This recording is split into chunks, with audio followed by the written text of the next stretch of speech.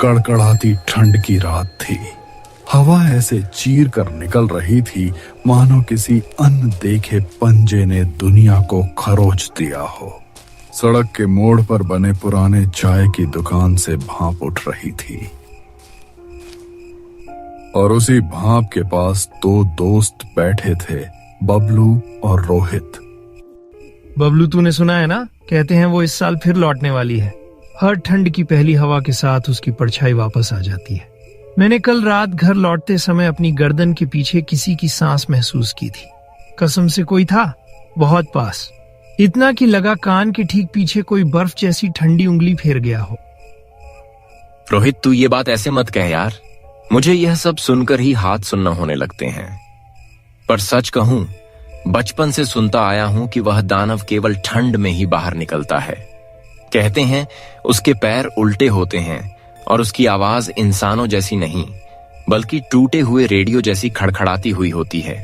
और सबसे डरावनी बात, वह किसी को दिखाई नहीं देती जब तक कि वह उसी का नाम ना ले। नाम लेने की बात मत कर, प्लीज मत कर।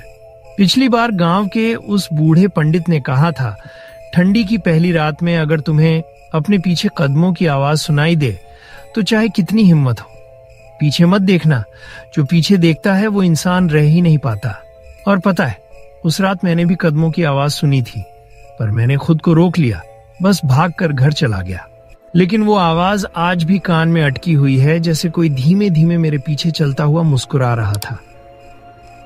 रोहित, यह दानव आखिर चाहता क्या है? हर साल ठंड में क्यों लौट आता है?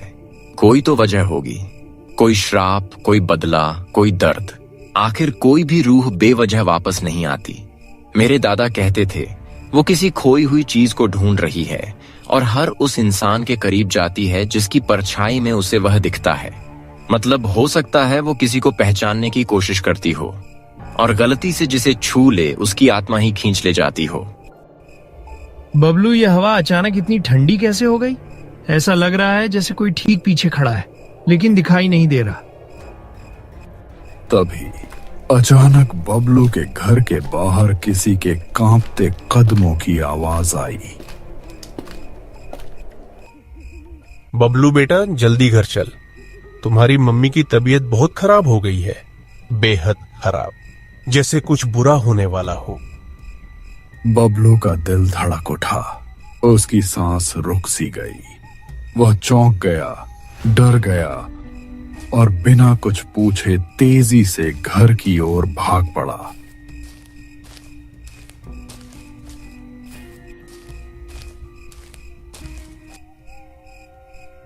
माँ, क्या हुआ तुम्हें? कौन आया था? क्यों कह रहा था कि तुम बहुत बीमार हो? उसकी माँ बिस्तर पर लेटी हुई थी, चेहरे पर बर्फ जैसी सफेदी, होंठ नीले और आंखों में ऐसा डर जैसे कोई पुरानी याद उसे सताने आ गई हो। बेटा, मेरा समय आ गया है। जिस ठंड में आज से 10 साल पहले तुम्हारे पिताजी का अंत हुआ था, उस ठंड की छाया फिर लौट आई है। मुझे महसूस हो रहा है इस साल शायद मैं भी चली जाऊं। माँ, ऐसी बातें मत करो। मैं तुम्हें अभी अस्पताल लेकर जाता हूँ। तुम्हें कुछ नहीं होने दूंगा। ठंड चाहे जितनी बढ़ जाए, मैं तुम्हें बचा कर रहूंगा। बेटा, ठंड से डर नहीं लगता मुझे, पर उस ठंड में आने वाले दानव से उससे बच कर रहना। तुम्हारे पिताजी भी उससे नहीं बच पाए थे। बबलू घबरा गया, पर हिम्मत करते हुए बोला, माँ, तुम चिंता मत करो। मैं अभी बैलगाड़ी तैयार करता हूँ। रोहित को भी साथ ले चलूंगा ताकि रास्ते में मदद मिल सके। माँ बस उसे जाते हुए देखती रही, मानो उसकी आंखों में हजारों अधूरे डर तैर रहे हों। ठंड की हवा में सीटी जैसी आवाजें थीं। सड़क सुनसान, पेड़ों की परछाइयां अजीब तरह से हिल रही थीं, मानो किसी ने उन्हें छुआ हो। रास्ते में एक बूढ़ा आदमी सामने आकर रुक गया। बेटा, इतनी जल्दी कहां जा रहे हो? लगता है कदमों में डर है और आंखों में जल्दबाजी। मेरी माँ की तबीयत बहुत खराब है। अपने दोस्त रोहित को बुलाने जा रहा हूँ। दोनों मिलकर उन्हें अस्पताल ले जाएंगे। बेटा, रास्ता संभल कर जाना। ये ठंड सिर्फ ठंड नहीं है। कहते हैं हर साल जब ठंडी पहली बार दस्तक देती है, वो दानव लौट आता है। कौन सा दानव काका जिसके बारे में हर कोई बातें करते हैं? जो 11 साल पहले तेरे पिताजी को और उससे पहले आधे गांव को निगल चुका है, जिसके पैरों के निशान कभी मिटते नहीं और जिसकी तलाश हर ठंड में किसी नए इंसान की होती है। पता नहीं आज रात वो किसे ढूंढ रहा होगा। बबलू तेज तेज कदमों से रोहित के घर पहुंचा।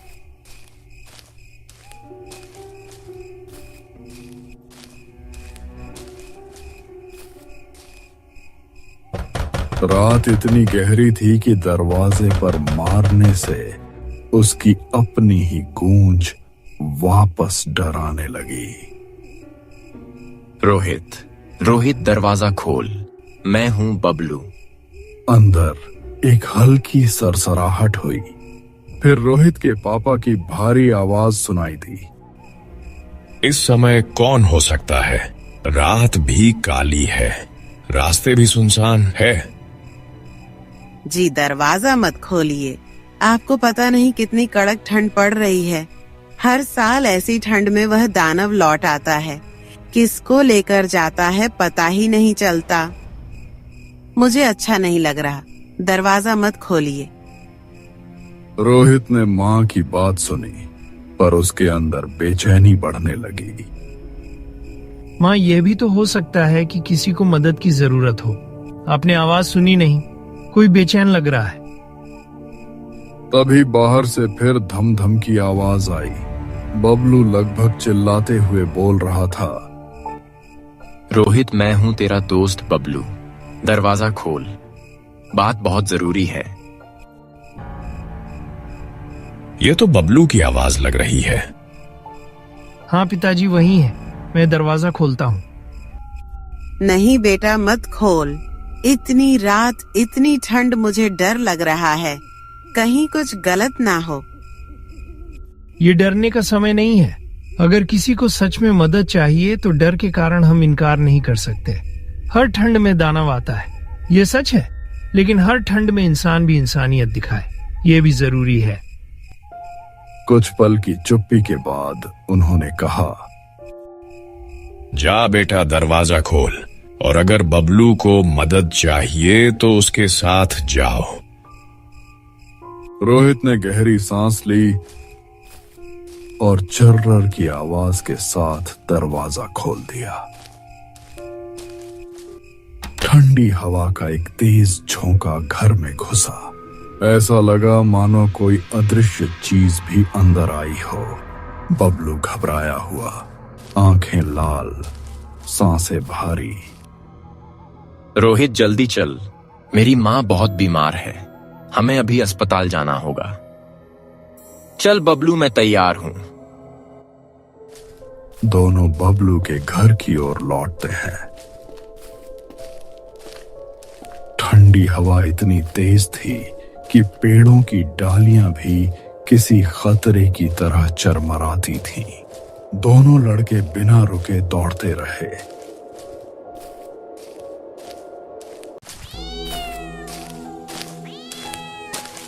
रास्ते में कदमों के अलावा जैसे किसी तीसरे की सांस भी सुनाई देती थी। आखिरकार वे बबलू के घर पहुंचे।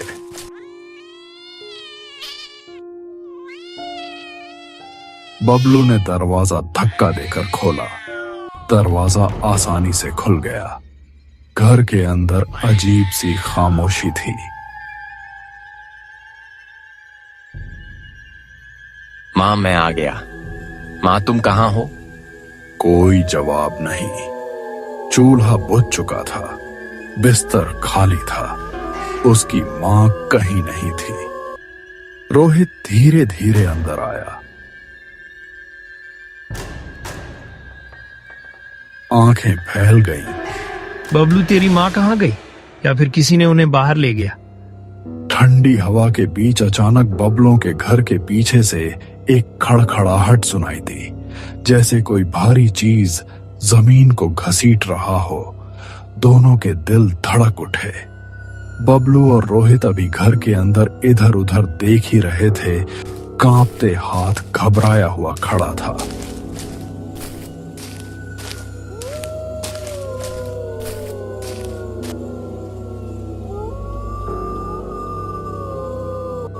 बेटा, क्या हुआ? तुम दोनों इतने परेशान क्यों हो? रात भी गहरी है और ठंड में तुम्हारे घर के दरवाजे खुले हैं।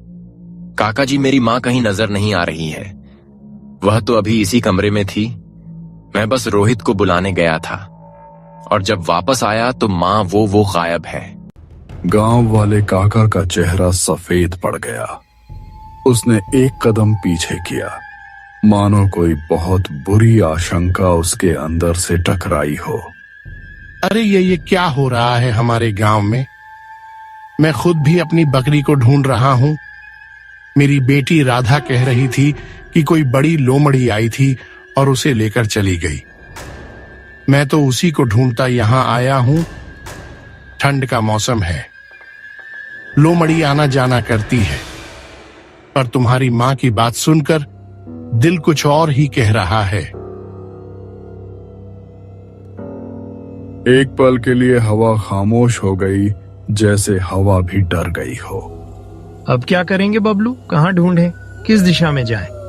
बेटा, एक बात मैं बताने से डर रहा था, पर अब समय आ गया है। यह लोमड़ी नहीं है, ना बकरी का मामला है, ना तेरी माँ का अचानक गायब होना साधारण है। उसने आसमान की ओर देखा, जैसे रात को टटोल रहा हो।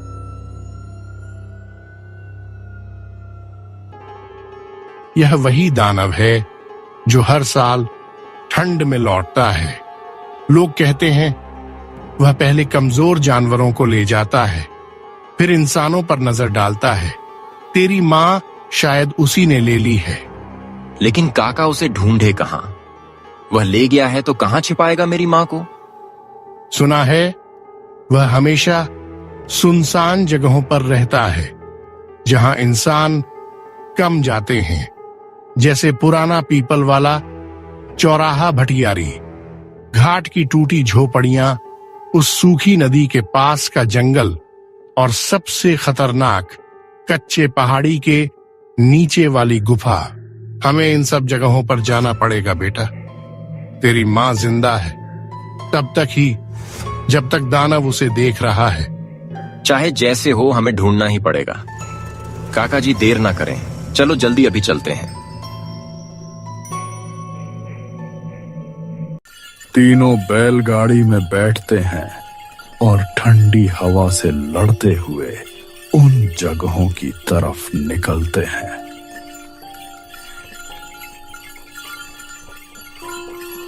पर याद रखना बेटा, इस रात जो चीजें दिखती नहीं वही ज्यादा खतरनाक होती हैं। तीनों बबलू, रोहित और गांव का बूढ़ा आदमी बैलगाड़ी में बैठकर तेजी से गांव पार करते चले जा रहे थे। गांव खत्म होते ही एक छोटा सा घना जंगल शुरू हुआ। पेड़ों की टहनियां ठंडी हवा में ऐसे हिल रही थीं जैसे जंगल खुद फुसफुसा रहा हो।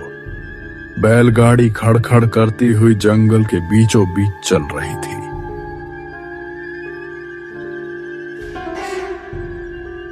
अचानक सामने एक गाय लगी। टूटी दीवारों वाली पुरानी बांग्ला हवेली दिखाई दी। रुको, मुझे किसी के चलने की आवाज आई। उन्होंने चारों ओर देखा, पर कोई दिखाई नहीं दिया।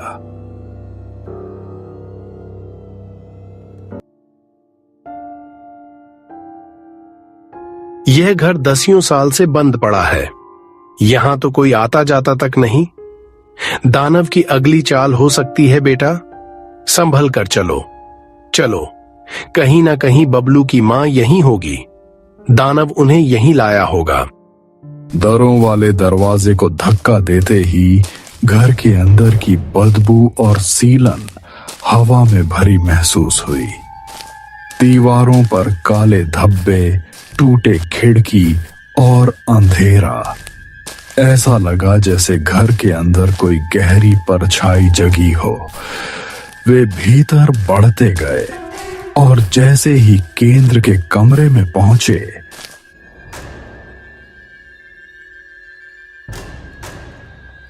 माँ, ये तो मेरी माँ है। कमरे के बीचों बीच लोहे का बड़ा पिंजरा रखा था। उसकी माँ उसी में बैठी थी, सिर झुका हुआ। माँ, तुम यहाँ कैसे? माँ, जवाब दो। पर उसकी माँ ने जरा भी सिर नहीं उठाया, जैसे बेहोश हो या किसी भय में जम गई हो।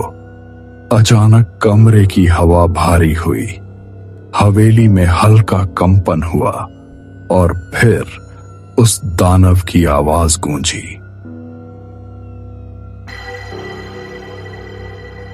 अच्छा हुआ, एक साथ 4 का भोजन मिल गया आज।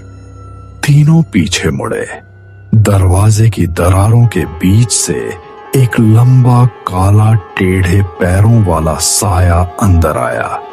चेहरा धुंधला, आंखें आग जैसी और आवाज किसी टूटी बांसुरी जैसी खड़खड़ाती। गांव का बुजुर्ग आगे बढ़ गया, कांपते हुए भी हिम्मत करके बोला, तू आखिर चाहता क्या है? क्यों हर ठंड में हमारे गांव को सताता है? क्यों लोगों को उठाकर ले जाता है? हाँ, क्योंकि यह सब तुम लोगों के कर्म का फल है। आज से ठीक 20 साल पहले मैं भी तुम्हारी तरह यहीं का एक साधारण किसान था। मेहनत करता था, बच्चों को पालता था, लेकिन गांव ने, तुम लोगों ने मेरी हर चीज छीन ली। उसकी आवाज गूंजने लगी जैसे हवेली खुद हिल गई हो। मेरी जमीन हड़प ली, मुझ पर चोरी का झूठा इल्जाम लगाया और गांव की भीड़ ने मुझे पीट पीट कर मार डाला। मेरी लाश इस जंगल में फेंक दी गई, बिना जलाए, बिना दफनाए। तीनों का गला सूख गया। उस दिन की ठंड मेरी आखिरी सांस थी और तभी से हर साल ठंड के मौसम में मैं लौट कर आता हूँ। उन्हीं लोगों को ले जाता हूँ जिनके कर्मों में मेरी चीखें दबी थीं।